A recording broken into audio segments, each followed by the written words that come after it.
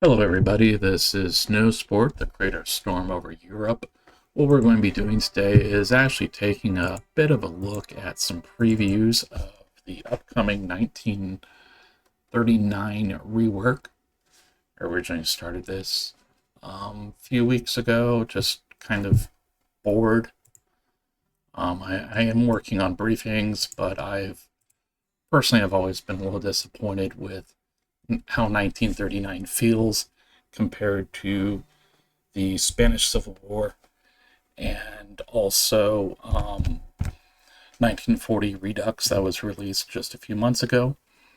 So this right now is looking at Danzig Bay, which is one of the maps I originally created for the release of 1939. Now this is a pretty decent sized map, but you do have, it's cut off. What I have recently finished creating is, so I call it Gina 2. I am probably butchering names. I apologize. I'm an American. Is I have greatly expanded the map and I haven't added an elite objective. These are something new that is coming in 1939. That you're not going to get any new heroes or elite points. The intent is you're not going to have to replay the campaign if you don't want to. Rather, you are going to be getting new rewards and some prototype units. So what I did is I did take the Danzig map and then expanded a lot more to the west. So you have a lot more detail included in the map. And so when you do come to this scenario now, you're going to have a lot more difficulty. Your forces are going to start probably in over here. And you'll have some forces that can start down over here and push. But the map is a lot more realistic. And also there's a lot more rivers, a lot more forests. It will be a lot more difficult to actually push through.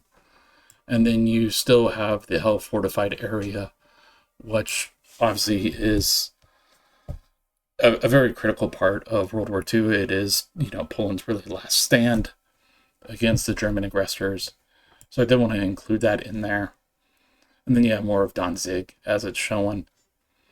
But overall, this 1939 rework is going to have a lot more expanded maps. I am trying to create maps that are about 50 hexes by 50 hexes. That is kind of my preferred size. I have shown more maps for 1940 Part 2 that are bigger. This does change stuff a little bit. We'll see through playtesting how that goes. But the idea is bigger maps offer more advantages in terms of balancing. It can create more difficulty in a way, and it can also enhance player experience. One of the things that also got brought up that I like to do, it is called continuity. Apologize if I'm butchering words and pronunciations. Is basically if we have Danzig on the map for the first scenario, I try to include Danzig on the second map that follows. So, for example, if we're pushing from Danzig south, let's say, even though we don't push south, Danzig then would be the north point on the next map and then go down. This kind of, to me, gives the player a little bit more sense of where everything is at and helps kind of immerse yourself a little bit more. Go ahead and see if I can pull up an example here. So one moment. All right, so I went ahead and pulled up, this is Tukula Forest, which is very close to my 50 by 50. It's 50 by 44. Um, it is expanded. The original is like 30 by 30, probably a little bit off, probably a little bit smaller. So I've changed it quite a bit, but you'll have two objectives right here that will actually then be on the next map, which would be, so the next map will actually be block,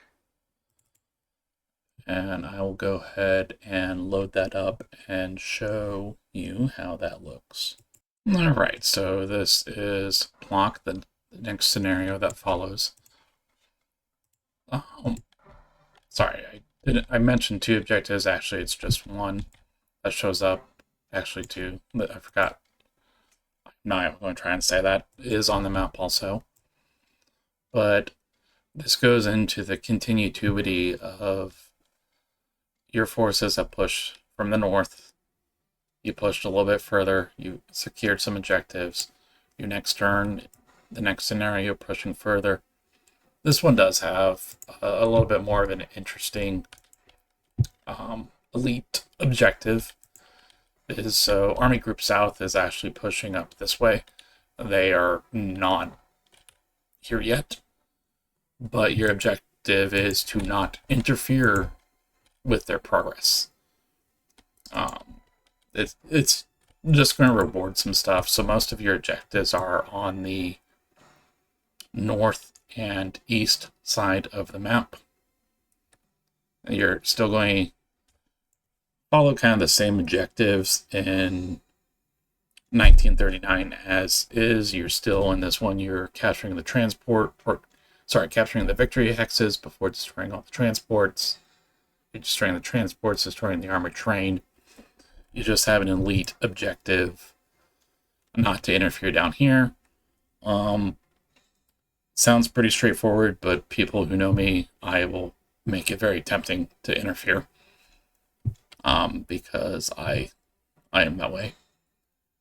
But overall, I mean, this is another example of I've expanded the map. I continue expanding other maps. I just started working on Poland South campaign, and that will take a while, and then I am going to work on the latter part of the Poland campaign and try and do something for Finland.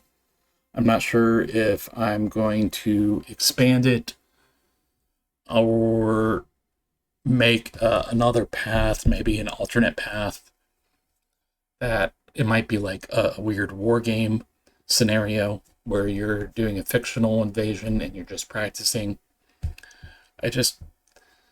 I like Finland, but I also like to provide some options for some people. The story wouldn't change canon at all for Storm Over Europe. It's just offering a different path. Overall, though, I don't have a release time frame for 1939 that is being reworked. It will include some touch-ups to Spanish Civil War, which is mostly briefing images. I corrected some briefings. Also updated some briefings in a way if I noticed like the objective hints weren't as clear as they could be. Provided better arrows in the sense of that. 1939 will have updated scenarios. There will be a few new scenarios. I do have one planned for Poland. It will have the updated briefings, and then obviously the new elite objectives. 1940 is not going to have much. It's just going to be some bug fixes and also updated briefings with the new, more vibrant colored briefing images. Rick Kessler has been doing an amazing job on that. He works with Grondel and I for Panzer I campaign. So I can't wait to see you on the battlefield, and hopefully you all have a great rest of the day.